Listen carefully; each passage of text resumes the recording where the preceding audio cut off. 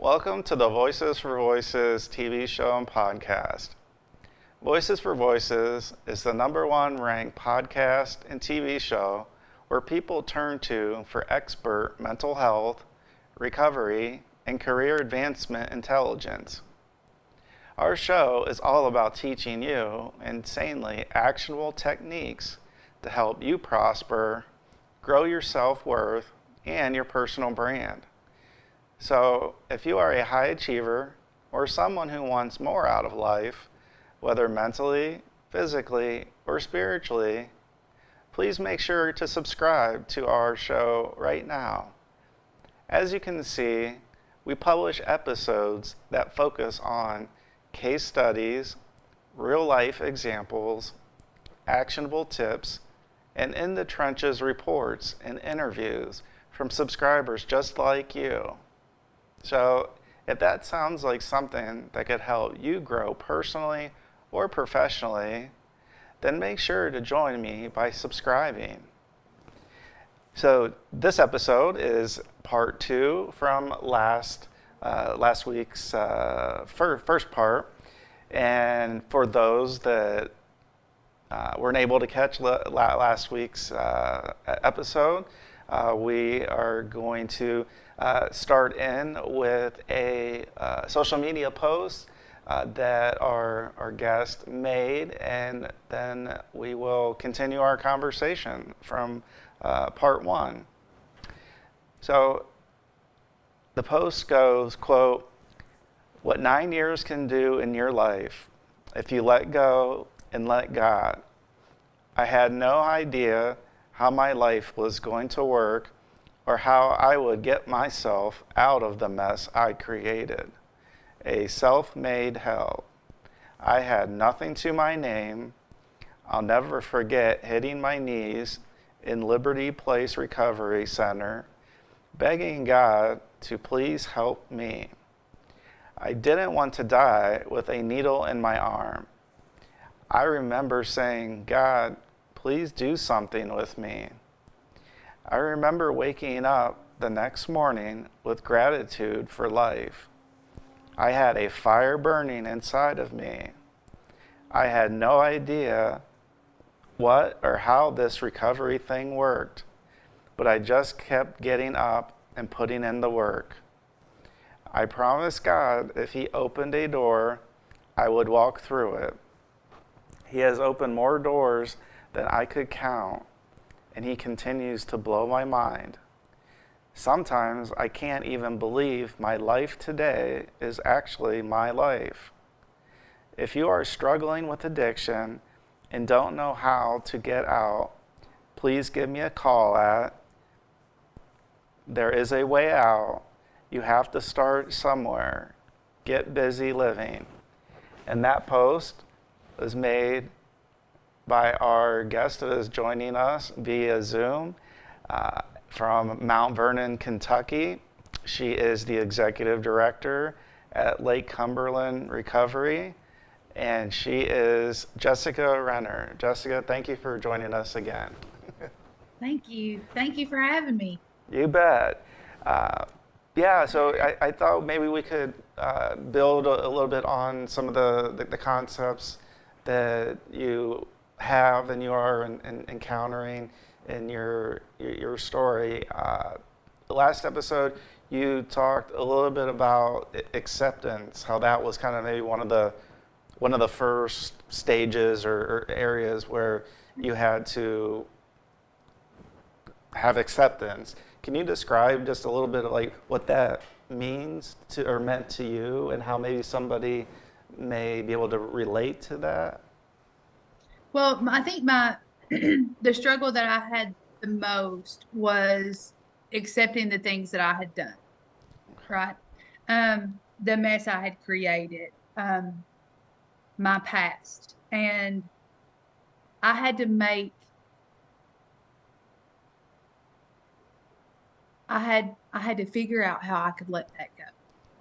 So in the big book, it says in the promises not to shut the door on our past, and so I had to figure that out. So today I realized that my mess is actually my message.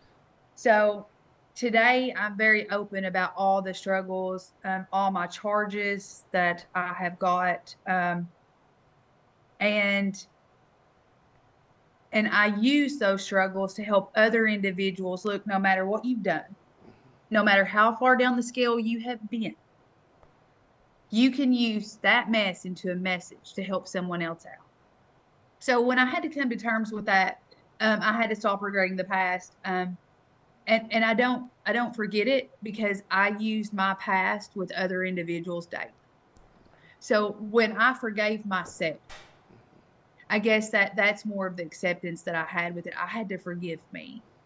Um, and I had to start loving me, because I didn't love the person that I looked in the mirror. My self-worth was, it took me years to get self-worth, but I had a lady that believed in me. And I think that's really what changed my life. When she called me from Denny's, her name is Angie. She's still a dear friend of mine today. When she called and offered me that job, a lot of people was like, well, Jessica, that was just a waitress job.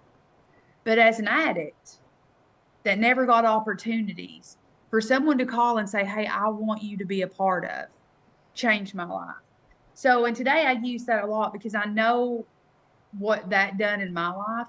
Another moment that changed my life was, she was at work and she's like, hey, she knew I was getting off, and she said, can you take my kid home with you? I've got a meeting. Okay, mind you, I'm a year sober. Someone's kid is their greatest asset. Like, she entrusted me to take her kid home.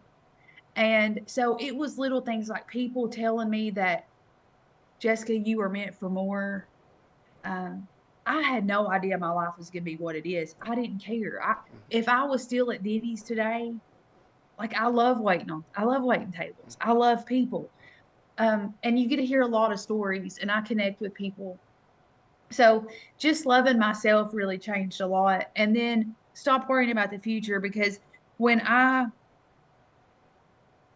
was worried about, these charges is going to go with me the rest of my life. And the cool thing is, I'm actually working on my expungement. Last week, I already got six things expunged. So pretty soon, I'm not even going to be a felon, right? So if you would have told me 9 years ago that all your charges going to be expunged, back then, that wasn't a thing. You had to pay a lot of money that I didn't have. So, and today I'm getting it done for free. So that's super cool. And the happiness, I think that's what, when I started to love myself and truly like the person that I was, and because the negative self-talk will really talk you out of a lot of things. A lot of people stop themselves from great things happening because of fear. I mean, face everything and recover, right? So, and fear is a lie. So, when I get new opportunities, when that negative start talks like, well, you're not qualified for this, I immediately shut it down. I've got about 10 people that I can contact at any time. And if I wanted to be an astronaut, I would call these 10 people and they would sew me a suit, right? And so, and it's your circle. So you are who you are with the 5 people you hang out with. So if you hang out with 5 unemployed people, you're going to be the 6th. If you hang out with 5 employed people, you're going to be the 6th. If you hang out with 5 people in recovery, you're going to be the 6th.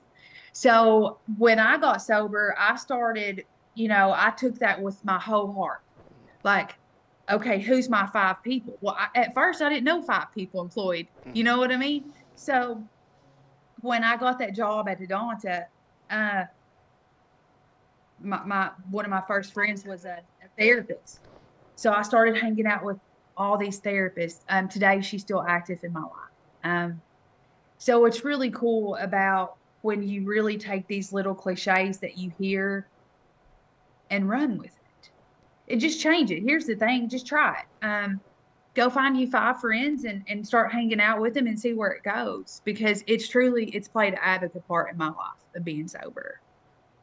Yeah, and we had talked, I believe it was off camera, but we're talking, and it kind of comes into the fear of the future, the fear of what might happen, and that there's stats out there, and 80+% of the things that we fear or worry about. Well, what if this, what if that, don't even come to fruition, and we sometimes spend so much intellectual energy on that. And I think that was helpful to you, because that took some of that fear away. There are things to be fearful of, but some of the things that we, in our mind, we build up as like, well, this may never happen, or it might be 10 years down the road, and so many things can happen. Can you talk about how you were able to kind of have that mindset change of, like, you know what, I'm just gonna go day by day? Well, and the half of battle is showing up. If you show up every day, things is going to happen. And I was thinking about my journey yesterday when I was sitting at the facility watching them paint the shutters. So many people told me that it wouldn't happen. And I understand they wasn't trying to be a negative Nancy, but in their mind, someone like me could not pull it off. Mm-hmm. I couldn't even pull it off, right? So, and it's just, I never gave up on that dream, and I never quit working on it. So for the last 9 years, like, the houses I've toured, the treatment centers I've went to, the work, the people I've met, and I've just kept putting in the work. And that's like every morning I get up and, I have a prayer that I say every morning: God, who do you want me to help? And I knew in my whole heart it was going to happen. I didn't know when. A lot of people would have gave up and not put in that work that many years, right? Because it wasn't something that happened overnight. Do you know how many no's I got told? Do you know how many? Tons, right? And the funny thing is I never got discouraged. I was like, well, God's going to use somebody else, right? And that's what I do. I talk to people. Yesterday, a girl called me, and she didn't get a job because of her background, and she's like, I just want to give up. And I was like, listen, God's going to open up a better door. I know right now you don't see that and you feel discouraged. Like, we have to get up every day and get up and put in the work, regardless of what it is. When I first started, I loved Denny's, but I'm grateful that I'm not there now, right? You couldn't have told me that 9 years ago. 9 years ago, I didn't see myself doing anything else other than that. So, and that's why I think it's very vital that you hang out with people that are positive Patsies. I don't really hang out with many negative Nancys. Nobody likes to be around somebody negative. And my life was so negative for the last 25 years. Why do I want to have somebody that's just always doom and gloom? And you think about that, who you hang out with, there's always, well, this is just a horrible day. And if you do that waking up in the morning, you're going to have a horrible day. So I started that in treatment, and I've continued. Every morning I get up and I'm excited. But if you come from where I come from, I was homeless. I was living in a van that didn't run. I didn't have food to eat.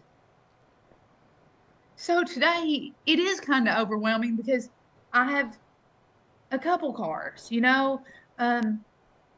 but the gratitude I have every day of everything I have, I think, is a real big deal.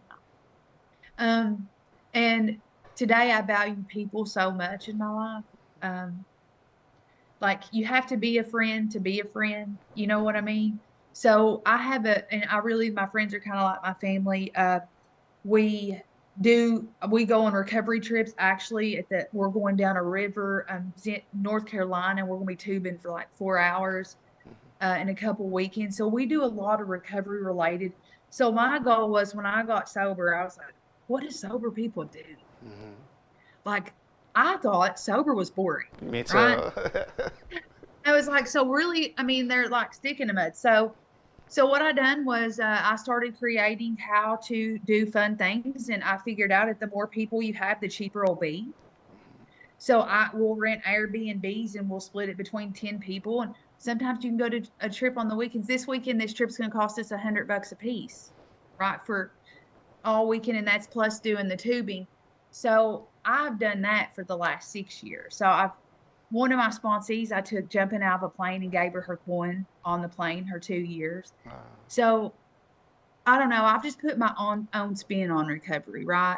I want people to get inspired when they see my friend group because when I got sober, I had to figure it out. Like there wasn't many sober people in Rockcastle County. So I had to figure out like, how does this sober thing work? And so far, there's a method to my madness now. And gosh, listen, if you're struggling with addiction, and I'm going to just put my phone number on here, 606-392-9440. If you're struggling with addiction at all or mental health, man, pick up the phone because there is people out there that care. And listen, I will believe in you until you can believe in you. And my whole team, and that's what it's built on, is love and tolerance. Listen, to have people to truly love me today for who I am and don't want anything in return is a feeling I can't even explain. And that's because in the madness that we just create with so much negativity around us, everybody we involved with are takers. And that's why I love this recovery thing, because even if you don't have family, you're going to have a recovery family and you're going to be closer than family. So it's just an amazing journey. It is.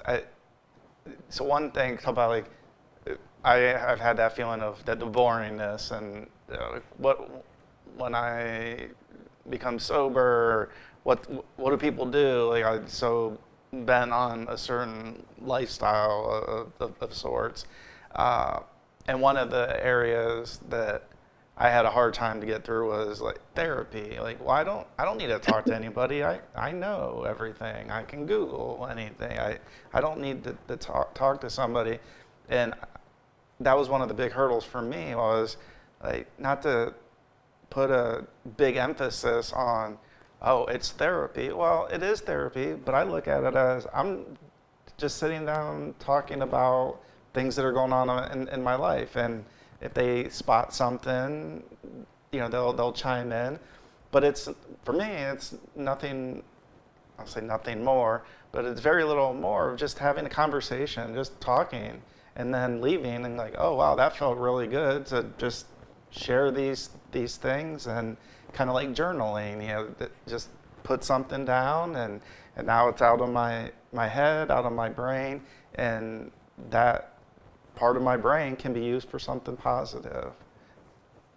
That therapy, I used to, and it's because if you ever had a bad experience with therapy, people's like, oh, and you use that one experience. And I'm such an advocate. Listen, my husband's like, Jessica, sometimes you use the Walmart clerk as a therapist. Listen, I'm an open book now, but when I realized how freeing it was to get all that off. So today, if I deal with a situation, I immediately call. My sponsor is actually a legit therapist, and she's been in the field for she's 80 now.